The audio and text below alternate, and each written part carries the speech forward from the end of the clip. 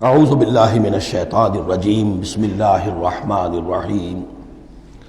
اب یہ جو تیسرا حصہ نصف اول کا آ رہا ہے یہ پھر انہی 4 رکوعوں کے بہت مشابہ ہے کہ جو سورہ بقرہ میں آئے تھے 15ویں سے لے کر 18ویں رکوع تک، جس میں تحویل قبلہ، حضرت ابراہیم کا ذکر، کعبے کا ذکر، پھر اہل کتاب کو دعوت، وہ کیفیت آپ کو یہاں ملے گی۔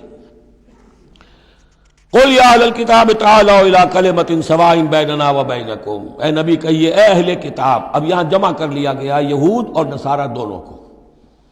وہاں گفتگو زیادہ تر یا بنی اسرائیل تھی، ابھی تک حضرت عیسیٰ کا معاملہ تھا، وہ گویا کہ نصرانیوں سے بات تھی، اب ہے اہل کتاب، دونوں کے دونوں۔ قل یا اہل الکتاب تعالوا الی کلمۃ سواء بیننا وبینکم، کہیے کہ اے کتاب والو آؤ ایک ایسی بات کی طرف جو ہمارے اور تمہارے مابین بالکل برابر ہے، متفق علیہ ہے۔ وہ کیا ہے؟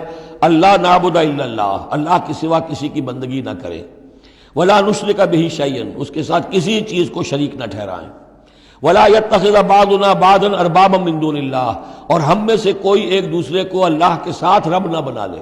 اس سے مراد کیا ہے؟ جیسے کہ پوپ کو انہوں نے رب بنا لیا کہ پوپ کو اختیار ہے جس چیز کو چاہے حلال قرار دے دے، جس چیز کو چاہے حرام قرار دیتے، یہ گویا کہ ان کو اس کو پوپ کو بھی رب مان لینا ہے۔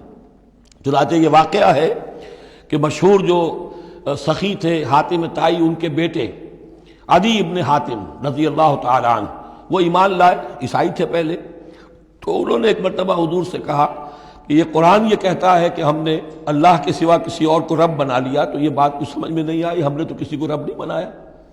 تو حضور نے فرمایا کیا یہ صحیح نہیں ہے کہ تمہارے جو پادری کہہ دیں، جو پوپ کہہ دے کہ یہ حق ہے، یہ صحیح ہے، یہ جائز ہے، اس کو تم جائز مان لیتے ہو، جس کو وہ کہہ دیں حرام ہے حرام مان لیتے ہو؟ کہ جی ایسا تو ہے۔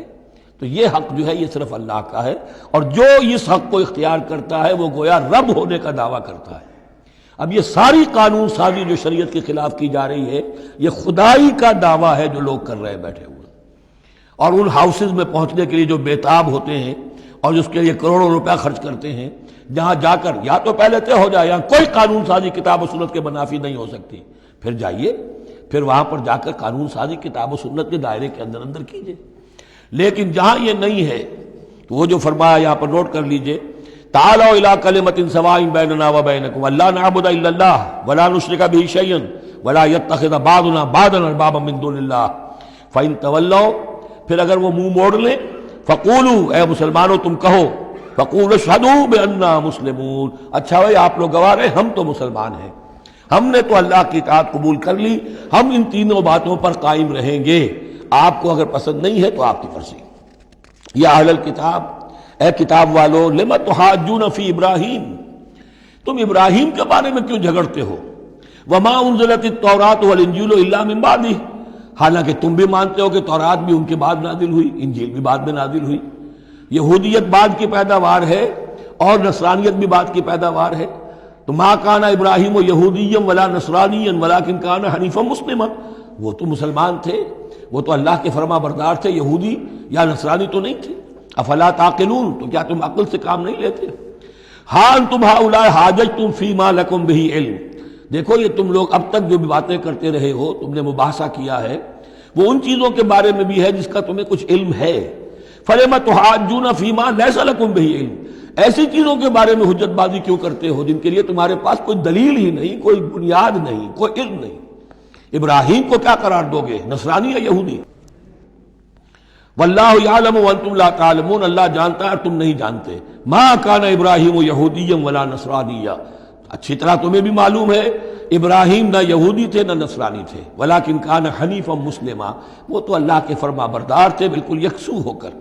وما کان من المشرکین، اور نہ ہی وہ مشرکوں میں سے تھے۔ گویا کہ 3 طبقات جو موجود تھے عرب میں اس وقت، یا مشرکین عرب تھے، وہ بھی اپنے آپ کو منسوب کرتے تھے، وہ تو چونکہ نسل تو حضرت اسماعیل کی ہے تو وہ بھی کہتے تھے ہمارا رشتہ ابراہیم سے ہے، یہودی بھی نصرانی بھی، لیکن فرمایا ابراہیم جو ہے وہ نہ یہودی تھے نہ نصرانی تھے نہ مشرک تھے۔ ان اولی الناس بابراہیم الذین اتبعوہ، یقیناً ابراہیم سے سب سے زیادہ قربت رکھنے والے لوگ تو وہ ہیں جو ان کی پیروی کرتے ہیں، اور وہ کون ہے؟ وہذا النبی، یہ نبی محمد صلی اللہ علیہ وسلم، والذین آمنوا، اور وہ کہ جو ان پر ایمان لائے، واللہ ولی المومنین، اور اللہ ان مومنوں کا ساتھی ہے، مددگار ہے، پشت پناہ ہے، حمایتی ہے۔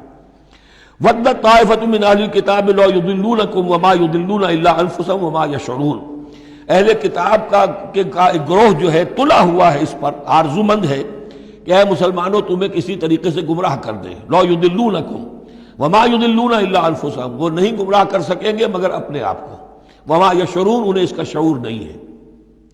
یا اہل الکتاب، دیکھیے کو انداز جو ہے بڑا ہی داعیانہ، جیسا کہ وہ جو 5واں رکوع تھا سورہ بقرہ کا، اس طرح کا انداز ہے یہاں۔ یا اہل الکتاب لما تکفرون بآیات اللہ وانتم تشہدون، اے کتاب والو، اے اہل کتاب، کیوں تم اللہ تعالیٰ کی آیات کا انکار کرتے ہو جبکہ تم اس کے قائل ہو، پہچان چکے ہو، دل میں جان چکے ہو۔ یا اہل الکتاب لما تلبسون الحق بالباطل وتکتمون الحق وانتم تعلمون، اے اہل کتاب کیوں تم حق کے اوپر باطل کا ملمہ چڑھاتے ہو، کیوں حق کو چھپاتے ہو جانتے بوجھتے۔ یہ بھی اس 5ویں رکوع میں آیت موجود تھی، ولا تلبسوا الحق بالباطل وتکتموا الحق وانتم تعلمون۔ صدق اللہ العظیم۔